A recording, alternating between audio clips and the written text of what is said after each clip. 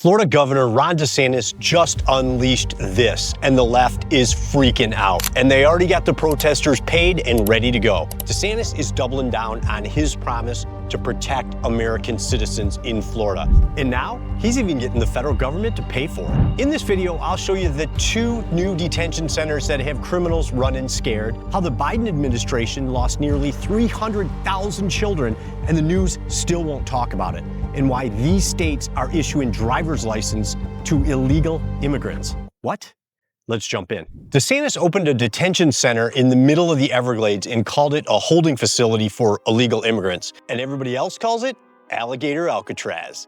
It's out in the swamp, surrounded by gators, pythons, and it's built to hold people who broke the law and need to be deported. Not forever, just long enough to get them processed and flown out of the country. And yeah, it worked. But the left lost their minds. They said it was unsafe because it was crowded, the food was cold, and there were some mosquitoes. All the usual garbage. Because remember, this is a prison, not the Holiday Inn. They just don't like that it's working. So now, Florida's building a second one. It's called the Deportation Depot. They were actually selling this merch, and the Home Depot got a little pissed off, so they had to back off on that one. But the Deportation Depot is going up in Sanderson, Florida, at a shuttered state prison called Baker Correctional Institution. This place has been sitting empty since 2021, and DeSantis said it's perfect because it's already built, already secure, and just needs to be fired up. He's calling it ready-made infrastructure. The new site's gonna hold about 1,300 people to start, with room to go up to 2,000. And it's only 15 minutes from Lake City Gateway Airport, which makes deportations way faster. It's gonna be staffed by the Florida National Guard and state contractors, and it'll cost just $6 million to get up and running. Compare that to the hundreds of millions the South site costs. This one's faster, cheaper, and smarter. Oh, and yeah, it's air-conditioned. Not required, but Florida's doing it anyway. DeSantis says there's between 50,000 to 100,000 illegal immigrants in Florida right now who've already been ordered to be deported. And this new site's gonna help make that happen, because it doesn't matter how fast you arrest illegal immigrants, if you got nowhere to put them, that's the problem. You can't deport somebody right away. There's paperwork, flights, processing, and if you don't have the space to hold them while all that's happening, they get released. That's how we got stuck with the catch and release mess in the first place. DeSantis saw that coming. He wasn't gonna sit on his hands like other states do. He didn't want to rely on the feds or wait for somebody else to fix it, so he built the solution himself. Alligator Alcatraz was the first step, and now the Deportation Depot gives Florida even more room to hold and deport people the right way. But the politicians on the left are absolutely losing their minds about this. And I don't understand why they're so upset about securing our borders and making America safe again. Do you remember what Bill Clinton said about the border? Not only in the states most heavily affected, but in every place in this country are rightly disturbed by the large numbers of illegal aliens entering our country. The jobs they hold might otherwise be held by citizens or legal immigrants. The public service they use impose burdens on our taxpayers. That's why our administration has moved aggressively to secure our borders more, by hiring a record number of new border guards, by deporting twice as many criminal aliens as ever before, by cracking down on illegal hiring, by barring welfare benefits to illegal aliens. In the budget I will present to you, we will try to do more to speed the deportation of illegal aliens who are arrested for crimes. Interesting.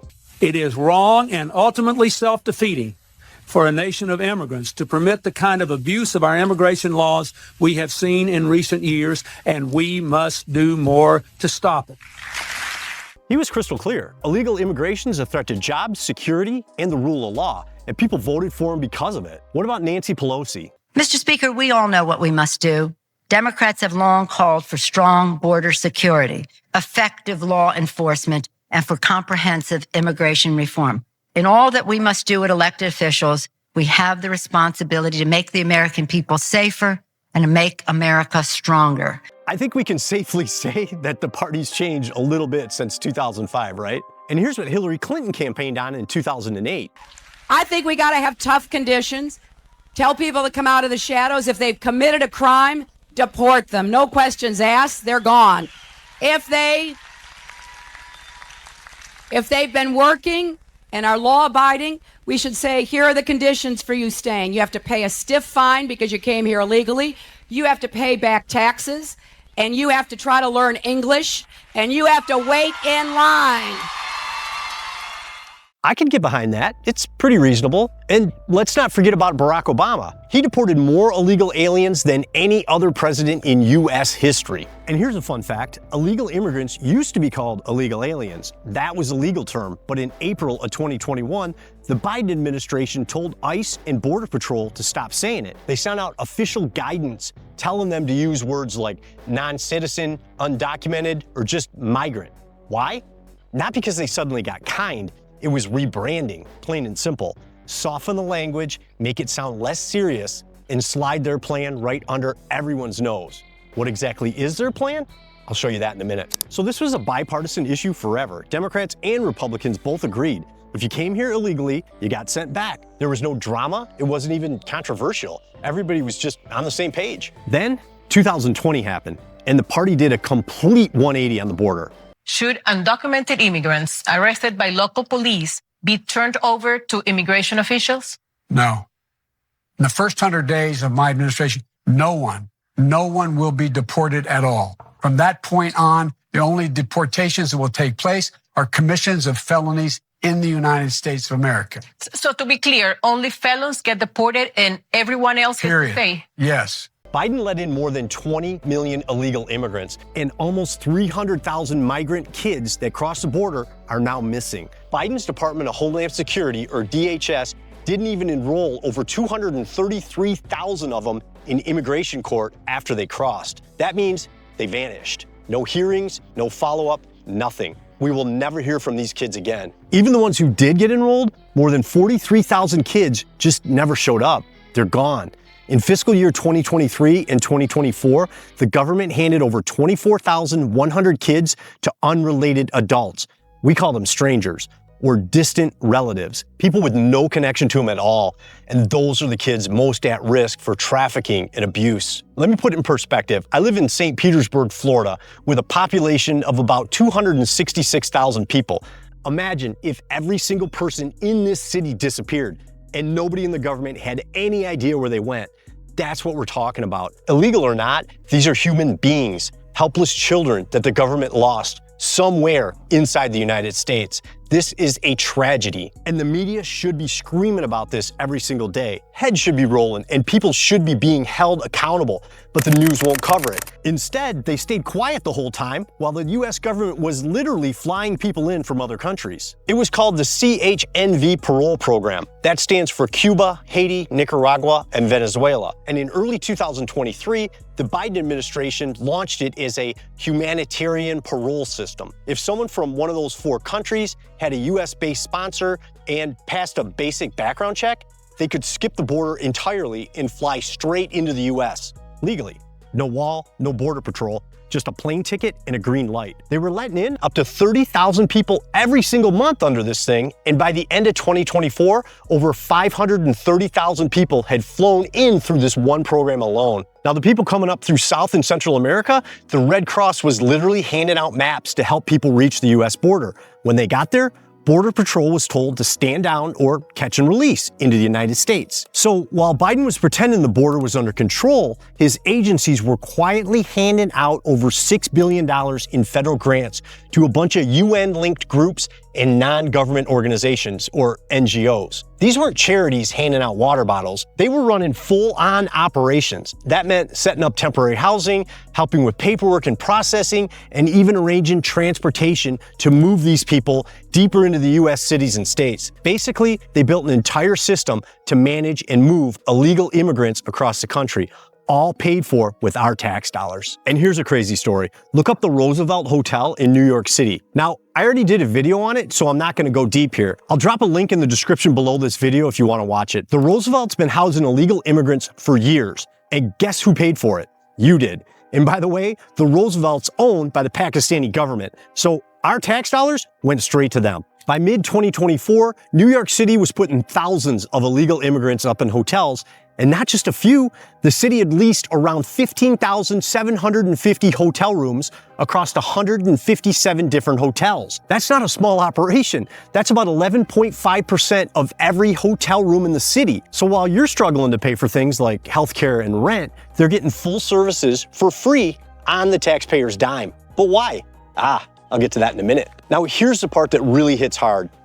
Have you done everything you can do with executive authority? Or is there more you could do? Absence. I've done all I can do. Just give me the power. I've asked from the very day I got in office. Give me the border patrol. Give me the people. Give me the people to judge it. Give me the people who can stop this and make it worse for us. In June 2024, under Biden, 27,766 illegal immigrants were caught and then released straight into the United States and told to show up for court later. Some of those court dates are 7 years away. You think they're showing up? Now fast forward exactly 1 year to June 2025 under Trump 47, and guess how many illegal immigrants were released into the interior? 0, not one. He shut down the catch and release overnight. Just like that. And all those 20 million that entered the country illegally, we don't even know who most of them are. They could be drug traffickers, could be pedophiles, could be gang members, rapists, or terrorists. Nobody knows because they were never fully vetted at the border. They would destroy their passports on the Mexican side of the border, so they entered with no documents. They were just let in and sent on their way. And it's not just the danger, it's the money. The migrant crisis cost U.S. taxpayers about $150 billion last year. That's not some random guess. That's a real number from the Federation for American Immigration Reform, or FAIR. Now think about this. In my last video, I showed how just $81 billion could end homelessness in America. Not lower it, end it. We could clean up cities, get people off the streets, and actually fix the problem. But instead, we were throwing $150 billion a year at people who aren't even supposed to be here, giving them food, cash, shelter, healthcare, even plane tickets. And while they get all that for free, American citizens are being left behind. That's the part that makes people furious. And that's exactly why Florida isn't waiting around. They're taking care of their own because clearly no one else will. And the news has no problem covering protests for illegal immigrants' rights. You'll see marches, press conferences, crying activists, all over someone being deported back to their own country. But what you won't see, the American families who've been crushed by this open door policy, the victims. The families who lost a loved one because someone who never should have been here took their lives. Like what happened to college students Laken Riley and Nathaniel Bake, and mother of 3 Rachel Morin. Now, just a few days ago, right here in Florida, an illegal immigrant behind the wheel of a semi-truck made an illegal U-turn through a highway median marked official use only. Here's the video. And here's what the Department of Homeland Security had to say about it. 3 innocent people were killed in Florida because Gavin Newsom's California DMV issued an illegal alien a commercial driver's license. This state of governance is asinine. How many more innocent people have to die before Gavin Newsom stops playing games with the safety of the American public? We pray for the victims and their families. Secretary Noem and DHS are working around the clock to protect the public and get these criminal illegal aliens out of America. The driver of the semi, Harjinder Singh, has been charged with 3 counts of vehicular homicide and immigration violations. There's currently 19 states and Washington, D.C. that let illegal immigrants get driver's licenses. Why? Well, actually, it's done on purpose because it creates a magnet that attracts illegals to those states and lets them assimilate easier into the country. And in places like California and New York, that license, it's not just for driving. It can unlock voter registration, free government programs, even housing. And here's what's really getting people upset. These same politicians, the ones who won't show up for their own communities, will jump on a plane and fly across the globe to go meet someone who got deported. They'll cry on TV about injustice while stepping over homeless veterans in their own cities. The same cities they were elected to protect. Here's a crazy idea. Help Americans first. Fix our roads, clean up crime in our cities, get veterans off the streets, take care of the people who live here legally, pay taxes, and follow the rules. Then we can talk about helping other people. And I think Americans are finally fed up, and they're speaking up. It's okay to say we want to feel safe where we live. It's okay to expect our politicians to actually enforce the law and be tough on crime. It's okay to demand our tax dollars go to helping Americans first. And that's exactly why DeSantis launched Alligator Alcatraz and the Deportation Depot, to protect Floridians and to protect Americans, because somebody's got to do it. So why was the border left wide open in the first place? Great question, because none of this is normal, and I honestly don't think most Democrats are okay with it. The majority of them want safe neighborhoods, good schools, and a country that follows the law, just like everybody else. But their party's been hijacked by the far left, the fringe, the radicals. And if they're still getting their news from cable or social media, they probably don't even realize what's going on. This was never about helping people. It was a long-term plan. The goal was to bring in as many illegal immigrants as possible and bust them straight into blue states and swing states, not just to overload the system, but to lock in power. Here's how. Illegal immigrants get counted in the census, whether they're here legally or not. That census decides how many seats each state gets in the House of Representatives. So if you flood swing states with people, even if they're not supposed to be here, those states get more seats. More seats means they'll always have the majority in Congress. And if they can pass a law to give these people amnesty with a free path to citizenship, that's game over. Because now they got new voters. Voters who just got free housing, free healthcare, and welfare. Guess who they're gonna vote for? The people handing them the free stuff. You create a permanent voting base and you'll never lose another election. That was the plan. That's what this was all about. Power, not compassion. And here's the part they didn't count on. Kamala didn't win. If she had, they might have pulled it off. Thankfully, here in Florida, we got a governor who actually puts tax-paying Americans ahead of criminals. What a concept, right? I've said it before. Moving down here was the best decision I've ever made. Florida isn't just sunshine and palm trees, it's freedom. It's one of the last places where the people still come first. Because here's the truth, any policy that doesn't put Americans first is a bad policy. Being soft on crime, looking the other way, ignoring who's coming across that border, that stuff gets people hurt. And it's always the same people who pay the price. Law-abiding, hard-working Americans just trying to live their lives. Now, legal immigration's fantastic. I just had a good buddy of mine from Brazil become a US citizen a few months ago, and I couldn't be prouder of him. But he did it the right way. You can't build a strong country by putting criminals before citizens. It doesn't work. And people are finally waking up to that. But unfortunately, there's still some cities in Florida that need to get their act together. Click here to learn why the homeless are terrorizing this Florida city. Businesses, families, and locals are fed up, and the city's doing nothing about it. But one restaurant owner is taking a stand. What happens next could change everything. Click here, and I'll see you there.